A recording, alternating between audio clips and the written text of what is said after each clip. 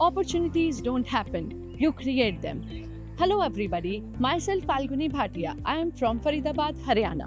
Currently I am pursuing MBA in the field of finance and marketing from CEC-CGC Landran. Recently, I have got placed at Federal Bank with a package of 13 LPA. This achievement is not only mine, but I would like to give credits to my parents for continuously supporting me and also to my teachers for always believing in me and motivating me to perform my level best. When I joined the college, I had many dreams and goals, but fears too about my future.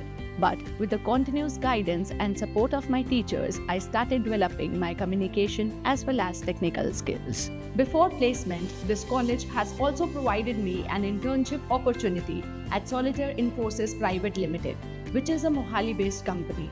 There, I learned many skills such as teamwork, cooperation, and workplace discipline. The training sessions, the mock interviews, aptitude preparation, and the workshops organized by the college helped me to learn various skills that are needed for working in a corporate world. I would like to say that stay focused, stay consistent, and one should always remember that success does not come overnight. You have to stay consistent and keep working hard for it, and definitely you will achieve success.